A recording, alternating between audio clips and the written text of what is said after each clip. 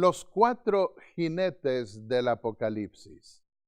Sin duda habrán ustedes escuchado hablar acerca de los cuatro jinetes del Apocalipsis y las imaginaciones populares. Hasta se han hecho algunas películas también imaginativas sobre su dimensión. Hoy nosotros vamos a tratar de entender el significado de esos cuatro jinetes del Apocalipsis. Cuando los miramos en la perspectiva bíblica e histórica, nosotros percibimos que tienen que ver con el testimonio decreciente de los que pactan con el Señor. Y no debemos olvidar que esos cuatro jinetes aparecen conectados con un libro sellado, especialmente con los cuatro primeros sellos del Apocalipsis. El libro se abre en una corte en el fin del mundo. En otro tema nosotros lo estudiaremos con más detalles. El Cordero abre los sellos frente al trono de Dios. Y ese abrimiento de los sellos aparece en el capítulo 6 del Apocalipsis. Tiene que ver con una revisión judicial del testimonio dejado por los que se adhirieron al pacto a lo largo de los siglos. Los 7 sellos se ponían sobre un documento completo, no por partes. No es que se escribía una parte del libro y entonces se ponía un sello. Tiene que ver con un documento completo. Un libro sellado no podía ser leído hasta que no se rompiesen todos sus sellos.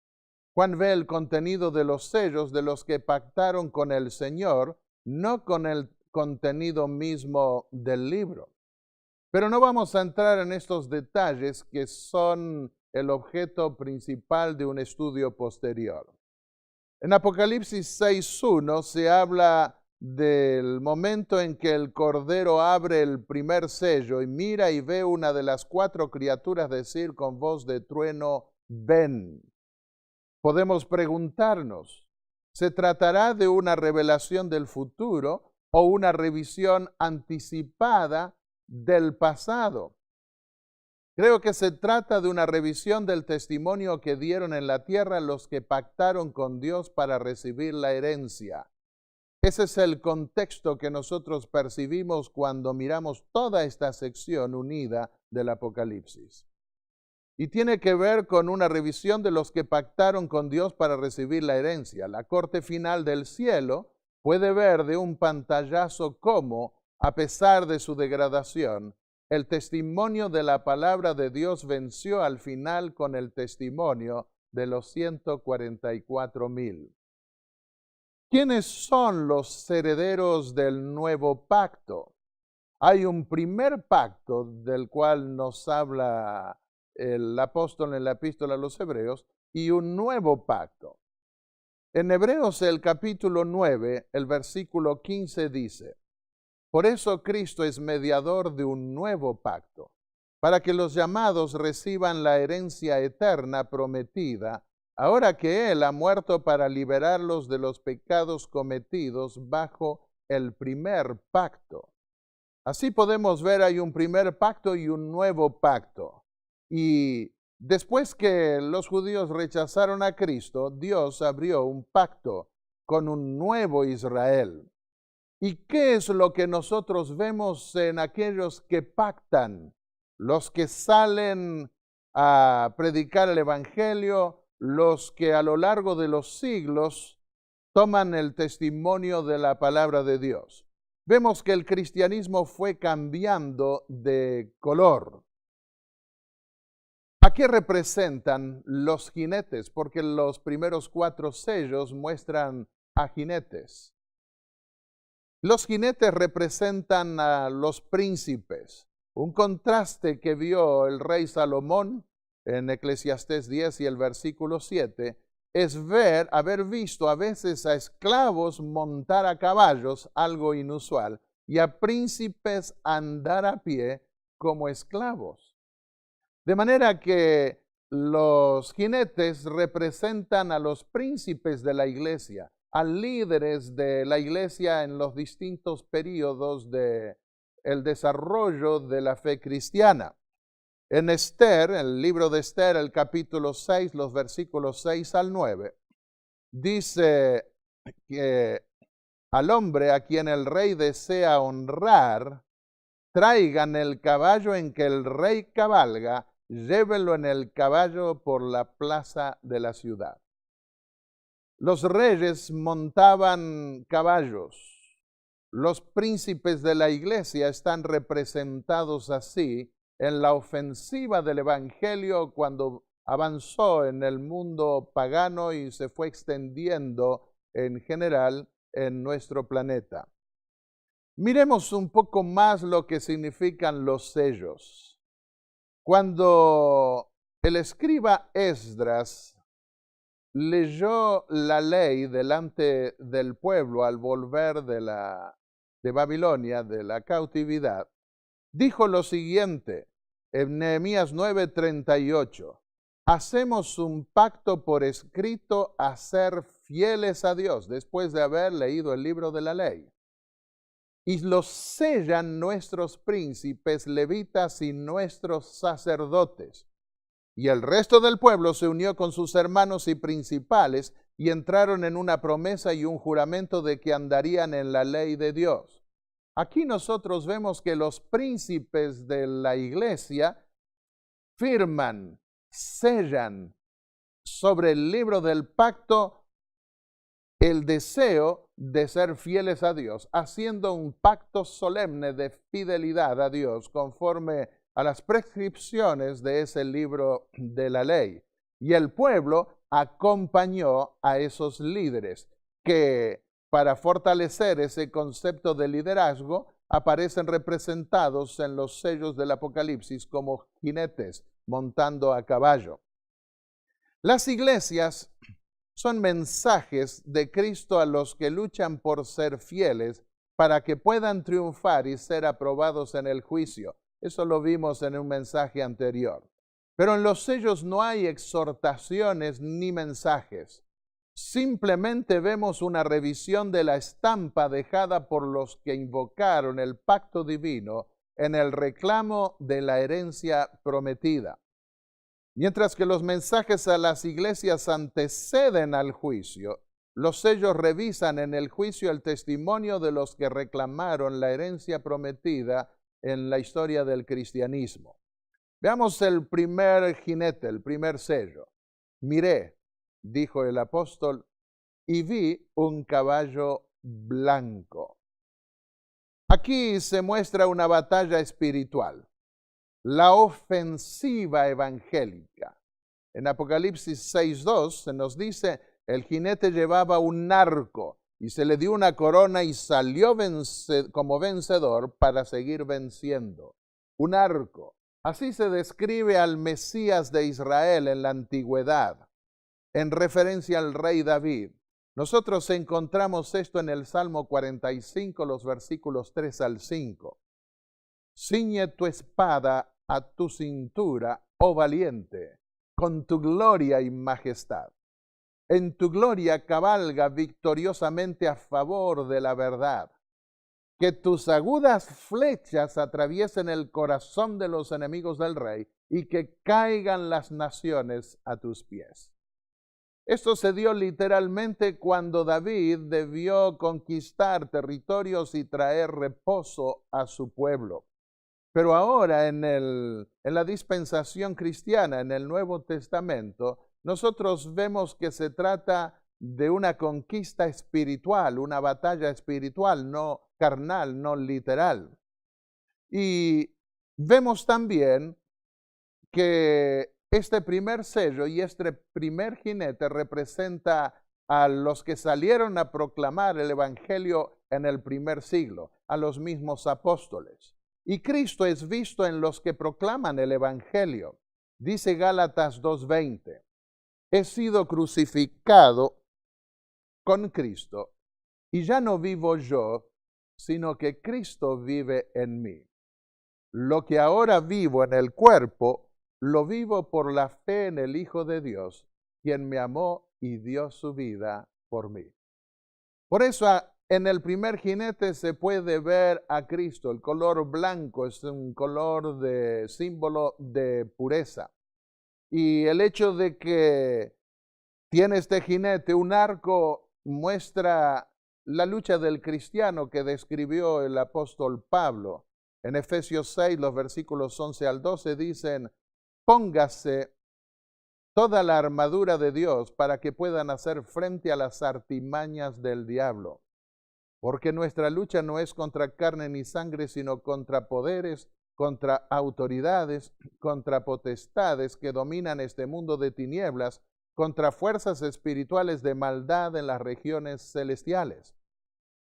Y luego dicen los versículos 14 al 17, manténganse firmes, ceñidos con el cinturón de la verdad y calzados con la prontitud para proclamar el evangelio de paz. Tomen el escudo de la fe y la espada del Espíritu, que es la palabra de Dios. Podemos ver que esta ofensiva evangélica es espiritual, no carnal, no material, no mundanal. Aquí vemos las armas espirituales de las cuales debían servirse los que saliesen a conquistar el mundo con el mensaje del Evangelio. En la segunda carta a los Corintios, el capítulo 10, los versículos 4 al 5, el apóstol dice: las armas de nuestra milicia no son carnales, sino poderosas en Dios para destruir fortalezas, para derribar argumentos y toda altivez que se levanta contra el conocimiento de Dios y cautivar todo pensamiento a Cristo. Así que nosotros podemos ver que el color blanco representa la pureza del Evangelio. Y los discípulos salieron a predicar el mensaje de la palabra de Dios a todo el mundo conocido en aquel entonces. El color blanco y su significado de pureza lo vemos expresado en Apocalipsis 7, los versículos 13 al 14. Esos que están vestidos de blanco, ¿quiénes son y de dónde vienen?, preguntó Juan, lo que había visto en visión. Él me dijo: son los que han lavado y blanqueado sus ropas en la sangre del Cordero. De manera que se trata aquí de una iglesia que sale para triunfar como vencedora de las manos de aquel que dio su vida y los redimió con su propia sangre. ¿Cuál fue el método divino que usaron los apóstoles para proclamar el Evangelio? El apóstol Pablo escribió en la primera carta a los Corintios, el capítulo 2, los versículos 4 y 5. No les hablé ni les prediqué a ustedes con palabras sabias y elocuentes, sino con demostración del poder del Espíritu, para que la fe de ustedes no dependiera de la sabiduría humana, sino del poder de Dios. Llegaron ellos de esa manera a todo el mundo conocido en el primer siglo. Y resumamos este primer sello. Vemos aquí el mensaje puro del Evangelio. Vemos el carácter ofensivo y conquistador de la predicación. Y Cristo es visto en los que predican el Evangelio. Pero ahora el apóstol Juan vio cuando el Cordero abrió el segundo sello y oyó al segundo ser viviente decir: ven. ¿Y qué fue lo que vio? Apocalipsis 6:4 dice: en eso salió otro caballo de color rojo encendido, de color bermejo, de color rojo. Ya no es el color puro del Evangelio. Y al jinete se le entregó una gran espada, se le permitió quitar la paz de la tierra y que se matasen unos a otros. Vemos derramamiento de sangre, de allí el color rojo. La espada de la palabra de Dios ahora se transforma en un medio literal para quitar vidas. Cuando vamos a los historiadores, vemos que en los siglos IV y V se dan luchas intestinas que equivalen a esa expresión bíblica, que se matasen unos a otros. Algunos han pensado que el segundo sello tiene que ver con los mártires de los siglos II y III. Pero acá no está hablando necesariamente de mártires, aunque siempre puede existieron. Sin embargo, está hablando más de luchas intestinas. Cuando vamos a lo que dicen los historiadores, vemos lo que escribió Will Durant en La Edad de la Fe. Muchos vientos de doctrina agitaban a la iglesia en este período. Eunomianos, anomianos, apolinaristas, macedonios, novacianos, prisilinaristas. No podemos hacer otra cosa que lamentar las cosas absurdas por las cuales los hombres murieron. Aparecía un tal Sabelio y ya iban algunos sabelianos. Aparecía un tal Masaliano y ya estaban los masalianos detrás de él, o un Priscila y los priscilanistas lo seguían. Y recordemos que esa es una tendencia que se da a menudo. Ya en los días del apóstol Pablo, algunos quisieron decir que eran de Pedro, otros de Pablo y otros de un gran predicador que surgió y que se llamó Apolos. Tengamos cuidado con esas estrellas fugaces que a veces aparecen en la iglesia y que arrastran a mucha gente, tal vez porque son pasionales, pero que no dejan un sustento sólido. Nuestra mirada debe centrarse en Cristo, no en seres humanos, en líderes que puedan aparecer con muchos dones, pero por sobre todas las cosas, Cristo debe ser el centro de nuestra atención si es que no queremos ser desviados por distintas corrientes.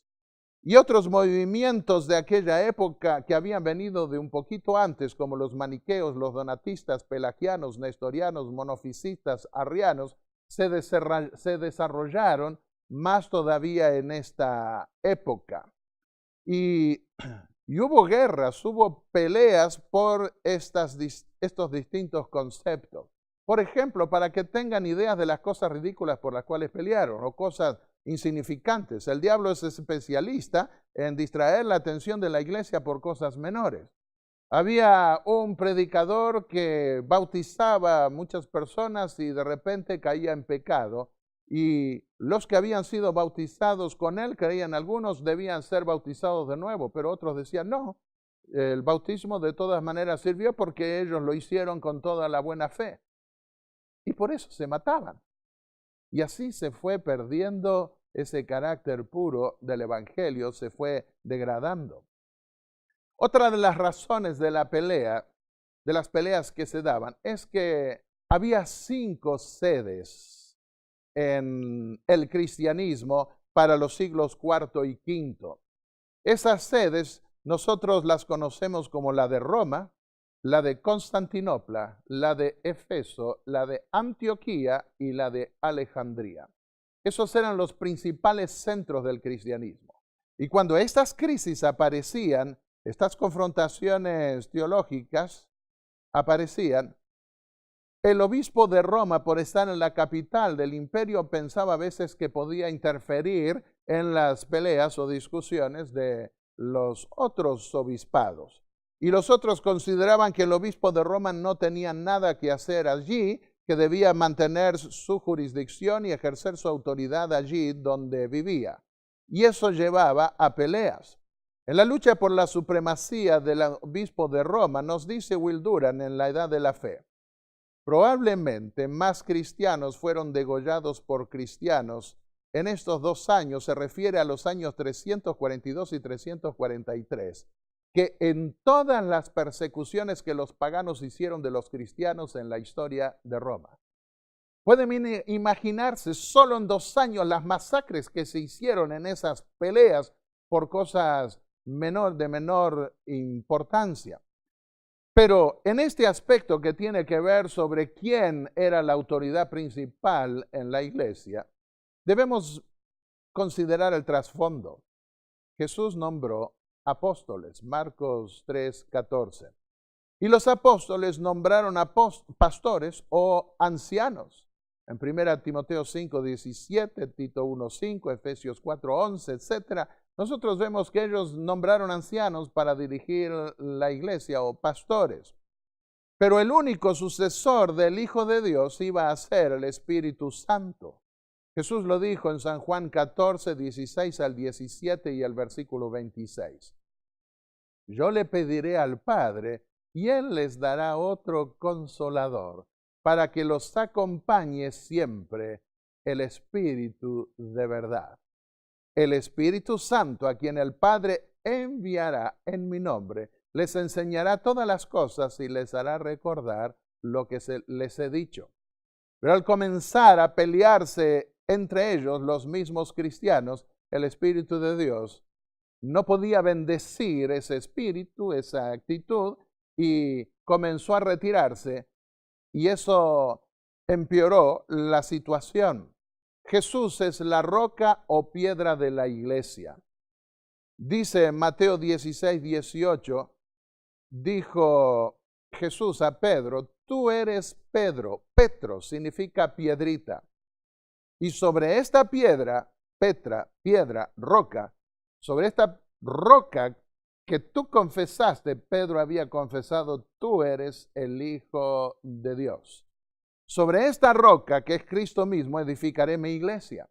Y el apóstol Pedro, en 1 Corintios 10, versículo 4, dijo también, la roca, Petra, era Cristo, es Cristo.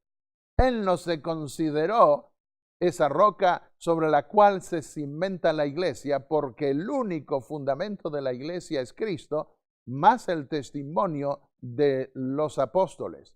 Efesios 2:20 dice el apóstol Pablo que los cristianos son edificados sobre el fundamento de los apóstoles y profetas, es decir, su testimonio en el Nuevo y el Antiguo Testamento, siendo Cristo Jesús mismo la piedra angular, la piedra principal sobre la cual se sostiene todo el edificio de la fe cristiana. El apóstol Pedro dijo, 1 Pedro 2, 4 al 5 y versículo 7, Cristo es la piedra viva. También ustedes son como piedras vivas con las cuales se está edificando una casa espiritual. Para ustedes los creyentes, esta piedra es preciosa.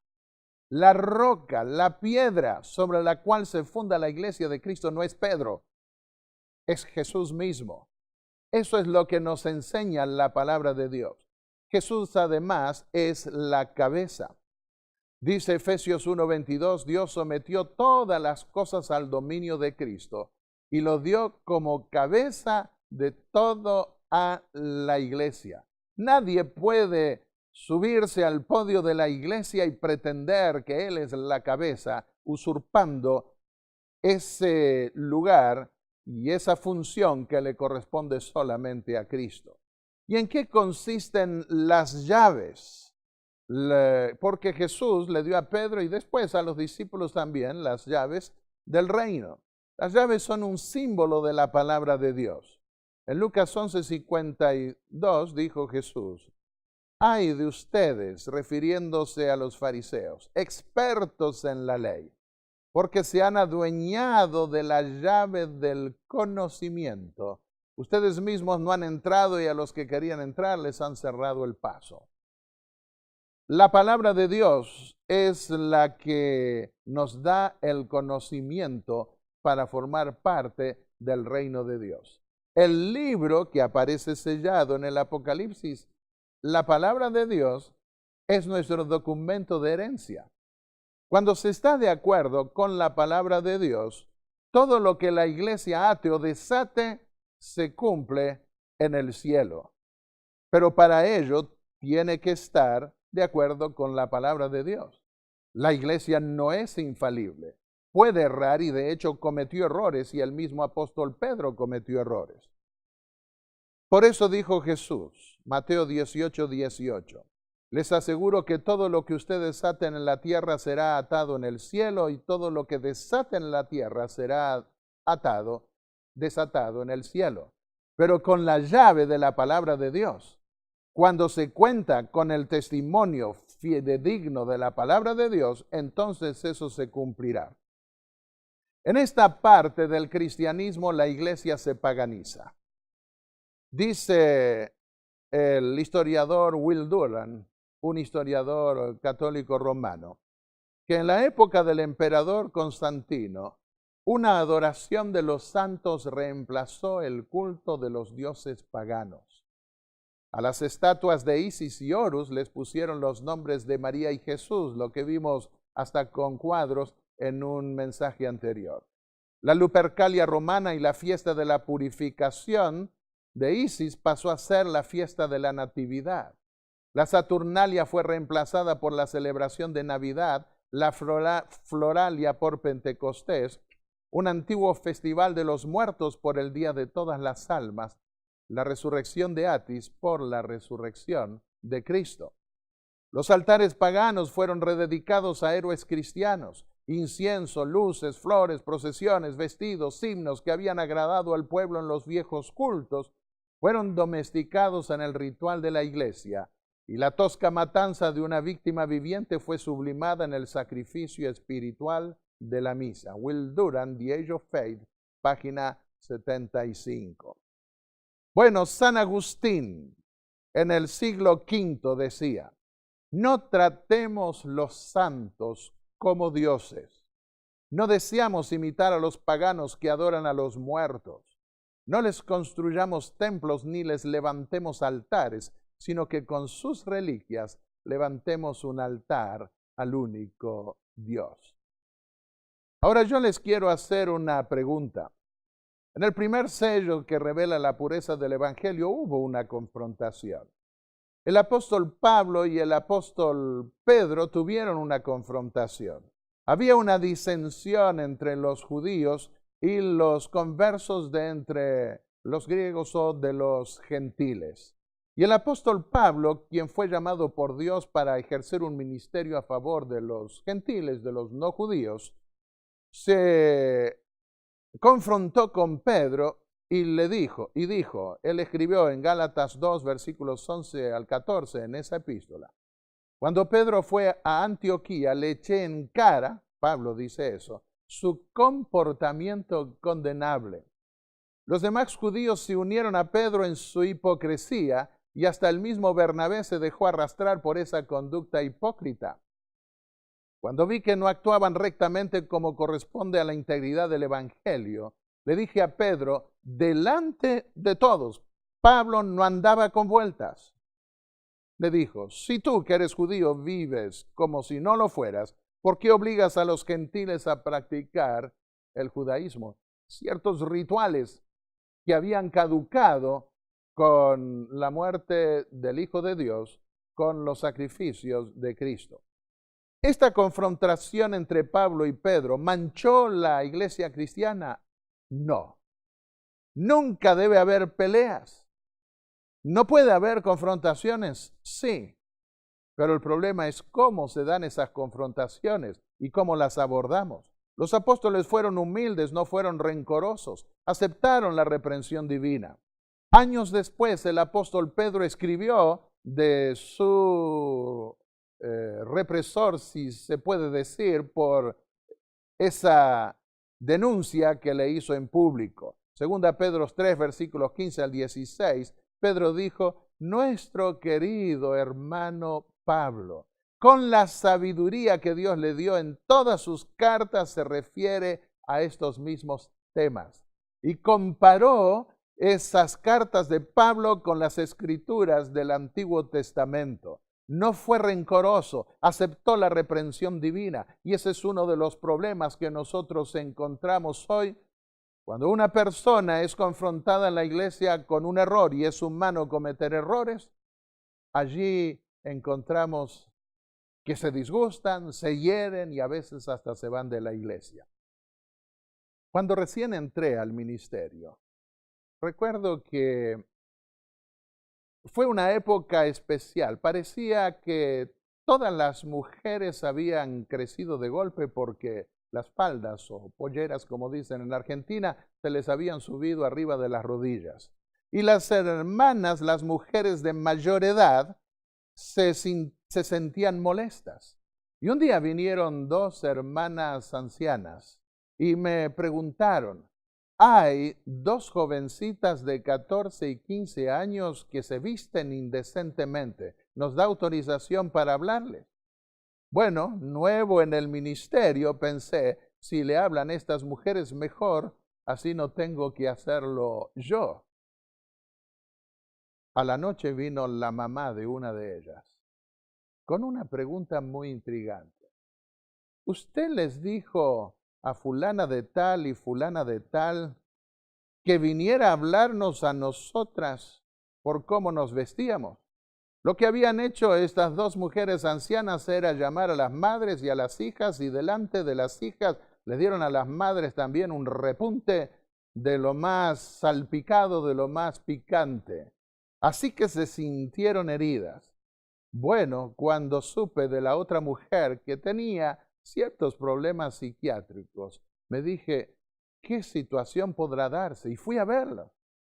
Y cuando fui a verla, tuve que quedar allí horas dialogando con ella y con el marido, hasta pasada la medianoche, hasta apaciguar los ánimos por lo que había pasado. Bueno, son tareas pastorales. Pero en esa semana pasó un pastor de experiencia por el distrito donde yo estaba. Le conté esa experiencia y le dije, el sábado que viene yo voy a predicar de las modas, de cómo se debe vestir. Me dijo, no, no lo hagas, me dijo. ¿Por qué? ¿No sabes que el diablo es especialista en dividir a la iglesia por cosas de menor importancia? Ya habrá tiempo de hablar de las modas, pero no es este el momento. Lleva la mente de la gente hacia otra cosa y no te dejes entrampar en esa estrategia del diablo. Bueno, eso me dejó pensando y a menudo es así. Tantas peleas nosotros a veces vemos aquí y allá que se dan en un lado y en otro lado, por si se come carne, no si no se come carne, por si se dice esto, no se dice lo otro. Cuidemos de poner nuestra mirada no en predicadores que son como estrellas fugaces, sino en Cristo, y fundar nuestra fe en la palabra de Dios. Y evitaremos caer en la trampa en la que cayó el cristianismo durante los siglos IV y V. Para repasar, en esos siglos la palabra de Dios, la espada, se la usó para matar. Hubo guerras intestinas dentro del cristianismo. Se recurrieron a las armas carnales en lugar de las espirituales. Se rechazó al único sucesor de Cristo, el Espíritu Santo, y el resultado fue disensiones doctrinarias. Pero pasemos al tercer sello. Cuando el Cordero abrió el tercer sello, oí el tercer viviente que dijo, ven. El primer sello, Pablo dijo, Cristo en mí, reflejó a Cristo en la iglesia. El tercer sello ahora, el contraste entre el blanco y el negro. Vemos al anticristo en la iglesia. Este contraste lo vemos en dos cartas del apóstol Pablo. Escribiendo a los Filipenses el capítulo 2, versículos 5 al 8, dijo el apóstol, haya en vosotros el mismo sentir que hubo en Cristo Jesús, quien, aunque era de condición divina, no quiso aferrarse a su igualdad con Dios, sino que se despojó de sí mismo, tomó la condición de siervo, se humilló a sí mismo y se hizo obediente hasta la muerte y muerte de cruz. Pero el espíritu del anticristo, 2 Tesalonicenses 2:4, iría en una dirección contraria. Se opondrá y exaltará contra todo lo que se llama Dios o que se adora. ¿Cómo? Sentándose en el templo de Dios como Dios, haciéndose pasar por Dios.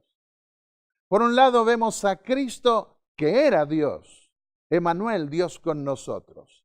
Vemos a Cristo humillándose, tomando nuestra forma y dando su vida por nosotros.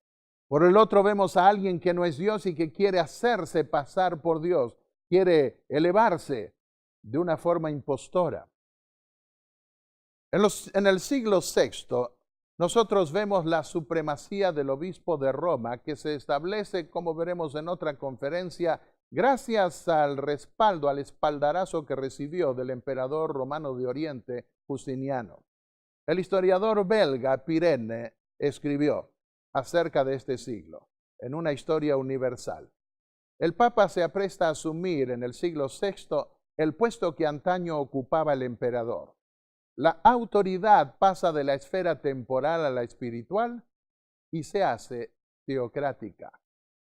En esta hora, que marca para ella, Roma, el fin de los tiempos antiguos, dice Dill en otro libro de historia, la ciudad de Roma estaba tomando el aspecto que iba a mantener durante toda la Edad Media, es decir, desde el siglo VI hasta el siglo XVIII. Y entonces dice, y sobre las ruinas de los palacios de los Césares se estaba levantando la autoridad de los papas. Algunos llamaron a esta edad oscura, y otros la llaman Edad Media, porque está el sentimiento especial de la Iglesia Católica que predominó durante todo ese tiempo, que no se siente muy conforme con la expresión Edad Oscura y prefiere hablar de Edad Media, la que separa de los tiempos antiguos con la que tiene que ver con los tiempos modernos en los que vivimos, Edad Media. Gregorovius escribió en Roma en la Edad Media: la noche del barbarismo había descendido sobre el mundo latino, una oscuridad en la cual la luz no era visible. Y Willy, en Historia del Protestantismo, dijo: mas el apogeo del papado fue la medianoche del mundo. Ahora, ¿qué es lo que aparece en Apocalipsis 6:6 en relación con el tercer sello? Esto representa carestía, escasez. Oí como una voz en medio de los 4 seres vivientes que estaba allí junto al trono, que decía: 1 kilo de trigo por 1 denario, equivalente a un día de trabajo, y 3 kilos de cebada por 1 denario, y no dañes el aceite ni el vino. Estoy leyendo una versión que trata de usar medidas equiparables o al menos a lo que nosotros usamos hoy, porque las medidas de aquella época eran diferentes. Un teólogo francés que conocí en la Universidad de Estrasburgo, donde obtuve mi doctorado en teología, escribió un libro sobre el Apocalipsis y dijo: el precio que da aquí el tercer sello representa 16 veces el precio base y 8 veces el precio tope. Precios de excepción aumentados en forma anormal. Es como si hoy vamos a comprar un pan, y voy a poner una medida X porque en cada país la moneda tiene un valor diferente, y compramos el pan en 1 peso y vamos mañana y está en 8 pesos, o si no, hasta en 16 pesos. Eso tiene que ver con una maldición.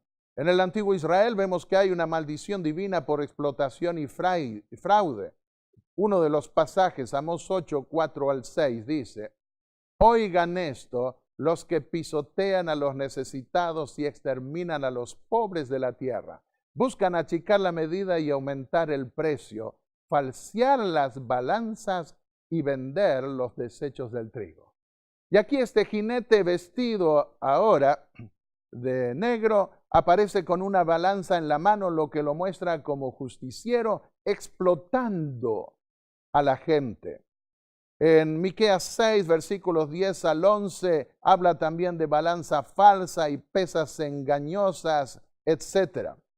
Pero en el Nuevo Testamento, los dones que antes se recibían con la cosecha, con el trigo, en el campo, en el antiguo Israel, ahora esos dones tienen un valor simbólico, son dones espirituales.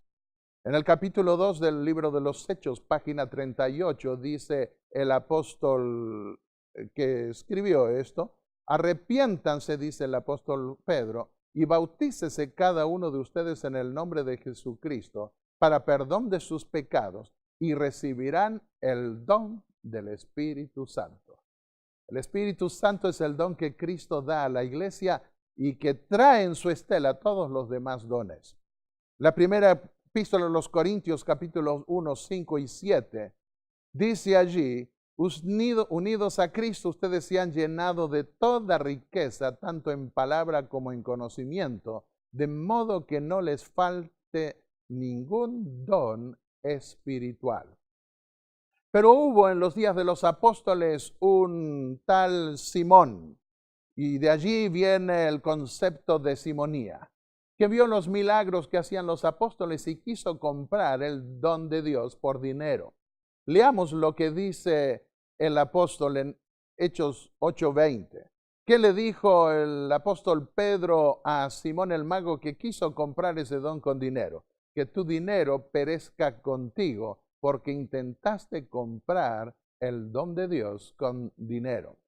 Esto es lo que vemos a partir del siglo VI. Hay explotación en el cristianismo, hay engaño.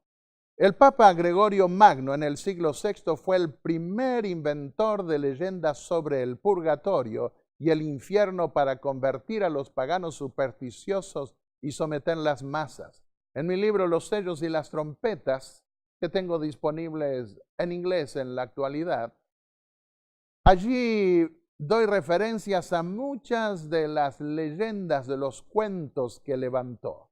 Comenzaba diciendo este Papa, un hombre más anciano y más sabio que yo, o más santo que yo.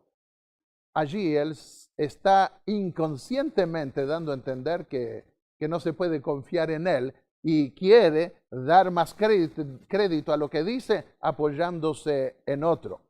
Comenzó este tipo de leyendas en el siglo VI.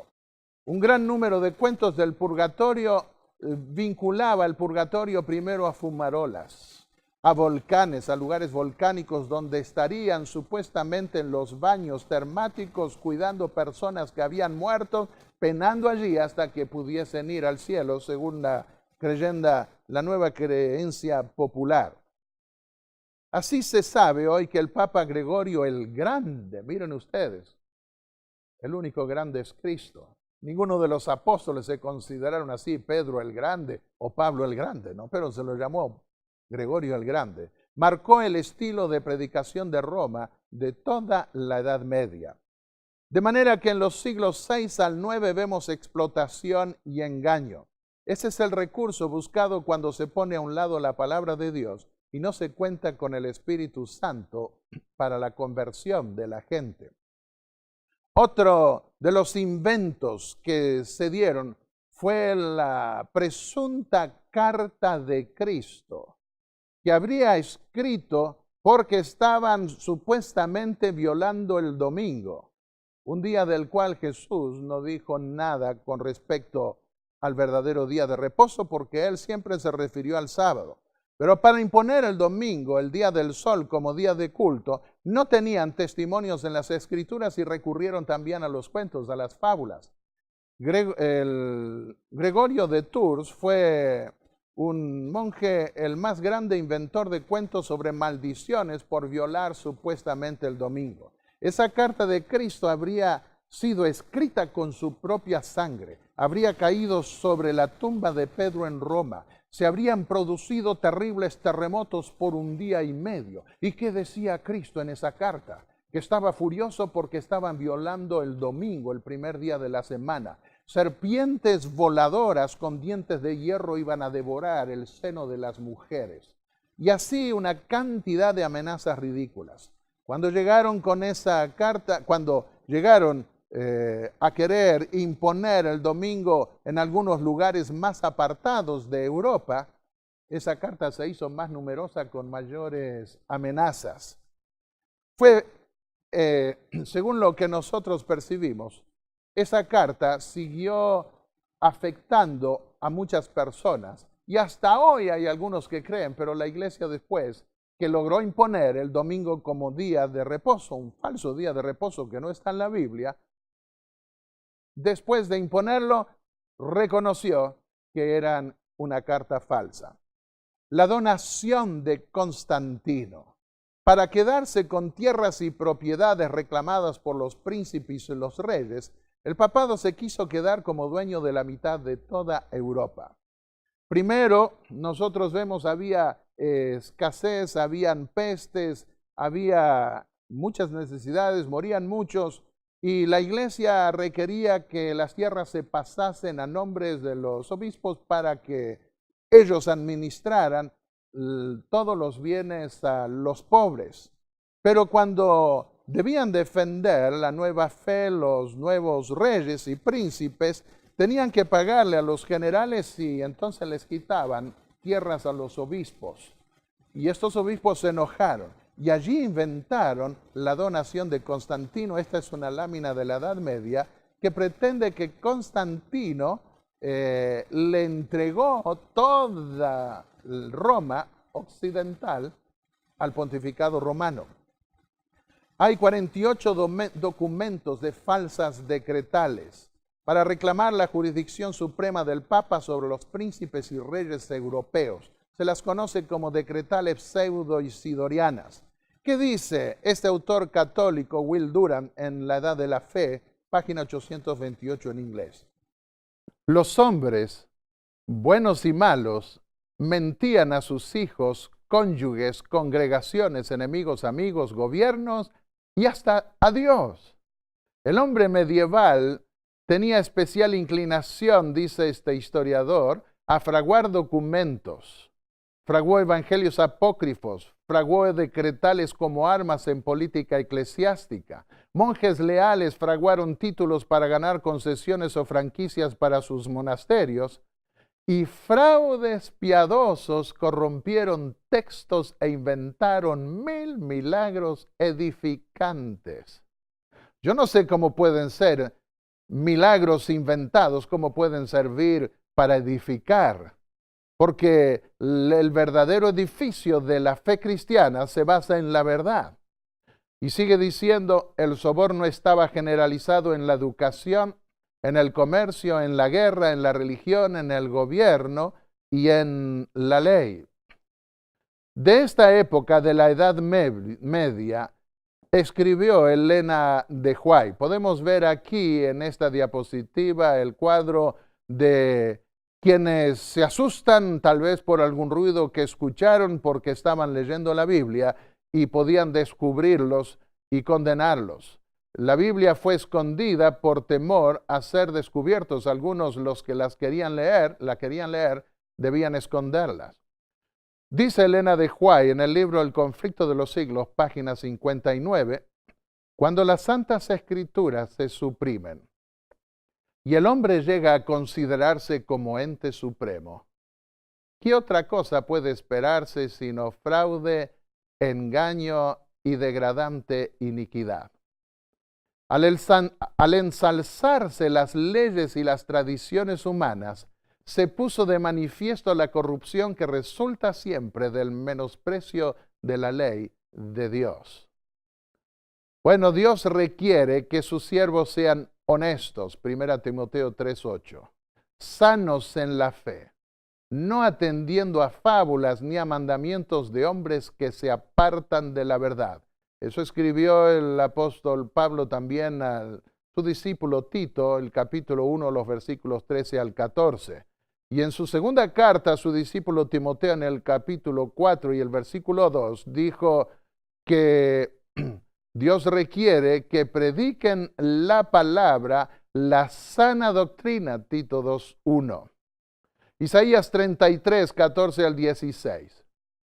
¿Quién de nosotros morará con el fuego consumidor?, escribe el profeta. ¿Quién de nosotros habitará con las llamas eternas? El que camina en justicia y habla lo recto, el que aborrece la ganancia de violencias, el que sacude sus manos para no recibir cohecho, el que tapa sus oídos para no oír propuestas sanguinarias, el que cierra sus ojos para no ver cosa mala, éste habitará en las alturas. Salmos 24, 3 al 6, dijo David, ¿quién subirá al monte del Eterno? ¿Quién estará en su lugar santo? El limpio de manos y puro de corazón, el que no ha elevado su alma a cosas vanas ni jurado con engaño, él recibirá bendición del Eterno y justicia del Dios de salvación. Y en Apocalipsis 21, 8 y versículo 27 también, se ve que con Dios no hay excepción de personas. Dice allí que todos los mentirosos tendrán su parte en el lago que arde con fuego y azufre. No entrará en ella nadie que cometa abominación o mentira. Resumamos el tercer sello. Aparece el anticristo en medio de la iglesia y se da el oscurantismo religioso representado por el color negro. Hay escasez de dones espirituales auténticos por explotación y fraude. Y se introducen doctrinas espurias y mentiras presuntamente piadosas. Se imponen leyendas sobre el domingo, sobre el purgatorio, sobre el infierno eterno, se dan falsas, presuntos documentos fraguados para poder conseguir poder. Cuando el Cordero abrió el cuarto sello, oí la voz del cuarto ser viviente que dijo, ven. Acá nosotros podemos ver que la degradación del cristianismo llega a su punto final. Miré y vi un caballo pálido. Su jinete se llamaba Muerte y el sepulcro lo seguía. Y le fue dado poder sobre la cuarta parte de la tierra para matar con espada, hambre, peste y con las bestias de la tierra. Vemos así una degradación progresiva del cristianismo. El primer jinete revela la pureza del evangelio con un caballo blanco. Salieron llenos del Espíritu. Luego la espada de la palabra de Dios se la usa para derramar sangre. Se dan guerras intestinas. Y como Dios no puede bendecir las peleas, entonces el Espíritu de Dios se retira y como compensación se establecen fábulas, las fábulas del anticristo. Trata de ejercer el poder y mantener el valor de la iglesia a través de explotación y engaño.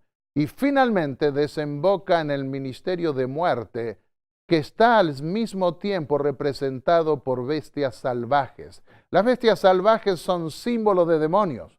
Cuando nosotros comparamos Isaías 13, los versículos 21 y 22 con Apocalipsis 18:2, vemos que Babilonia se vuelve habitación de demonios, guarida de todo espíritu impuro, así como la antigua Babilonia se llenó de animales salvajes. El Papa Inocencio III, en la segunda parte de la Edad Media, encargó el santo oficio de la Inquisición a los franciscanos y dominicos. Un sueño que tuvo el Papa Inocencio III habría visto a Francisco de Asís sosteniendo a la iglesia para que no se caiga. Querido amigo que me estás oyendo, quiero decirte que la iglesia no se funda nuevamente, no es sostenida por seres humanos, es Cristo el que sostiene la iglesia. En esta época se dieron las más terribles persecuciones. Inocencio III estaba preocupado porque la iglesia se le estaba cayendo en la forma como él la estaba dirigiendo, y entonces inició los tribunales de la Inquisición y llevó a muchísima gente a la hoguera. Escribe Will Durant, este historiador católico, en la página 784 de la Edad de la Fe en inglés.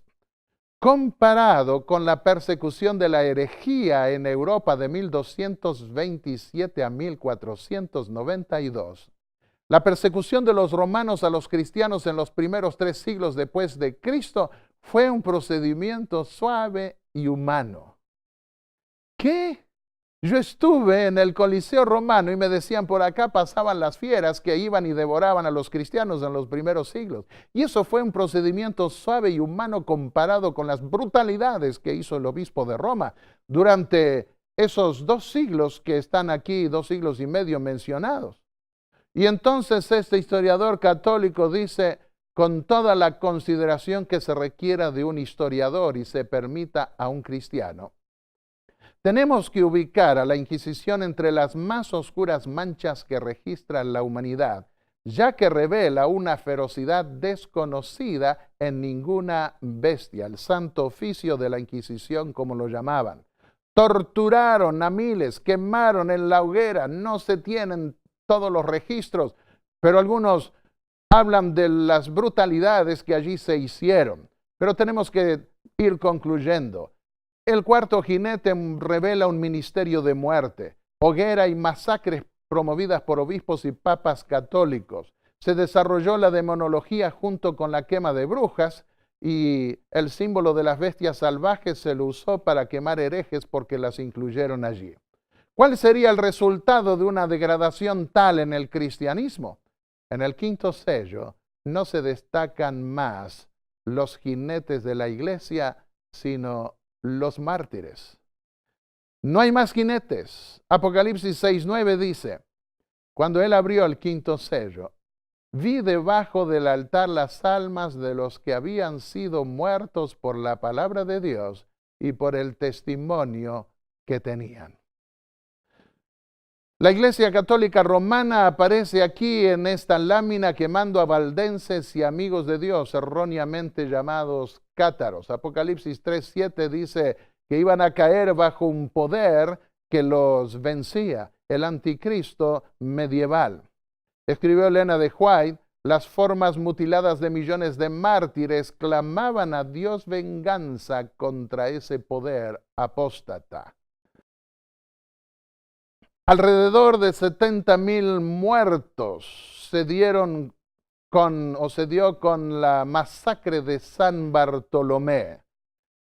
A medianoche iban matando a los hugonotes, a los protestantes en Francia. Y cuando la noticia llegó a Roma, sonaron las campanas y el Papa agradeció a Dios por tan grande bendición. ¿Qué dice el quinto sello? ¿Cómo claman los que firman su adhesión al libro de la herencia? ¿Hasta cuándo, Señor, santo y verdadero, dice Apocalipsis 6:10, no juzgas nuestra sangre de los que moran en la tierra? Clamaban a gran voz, porque así como la sangre de Abel, que murió, llegaba a Dios su clamor al cielo, así también, aunque ellos hubiesen muerto, ese clamor no muere. Y la corte les asigna en esa revisión del juicio las ropas blancas mientras descansan un poco más.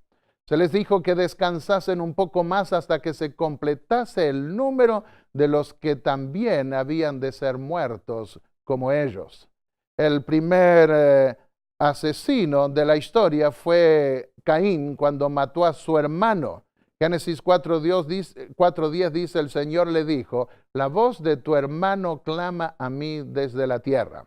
Aunque los hombres mueran y descansen o duerman en la tumba, el clamor de los justos no perece, sino que se lo tiene en cuenta en el juicio. Y Apocalipsis 14:13 da aliento para la última generación. Dice, oí una voz del cielo que dijo, dichosos los que de aquí en adelante mueren en el Señor. Cierto, dice el Espíritu, descansarán en la tumba de sus fatigas, pero sus obras los acompañan.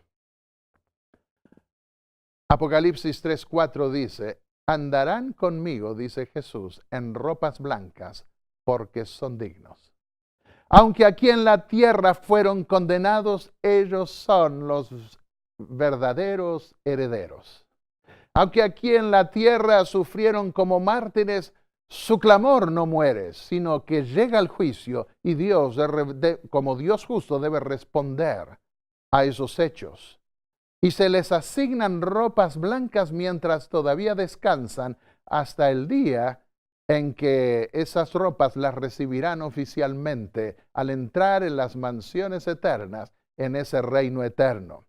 Mi querido amigo que me estás escuchando, ¿querrás tú también caminar con Jesús en ropas blancas? Eso es posible. Vivimos en la última generación. Y en esa última generación Dios pone un sello a todos aquellos que formarán parte de su reino. ¿Querrás tú tener esas ropas blancas y formar parte del reino de Dios? Allí donde estás, te invito a que inclines tu rostro conmigo ahora para una palabra de oración. Padre Dios Santo, que estás en el cielo, ante ti venimos confiando en tus promesas. Y te pedimos, Señor, que no importa el lugar de donde vengamos, que podamos lavar nuestra ropa en la sangre del Cordero, blanquearlas, purificarlas en una dimensión espiritual, para que en el día del juicio se nos otorguen las ropas oficiales de justicia y podamos vivir eternamente en tu reino. Te lo pedimos en el nombre de Jesús, nuestro Salvador. Amén.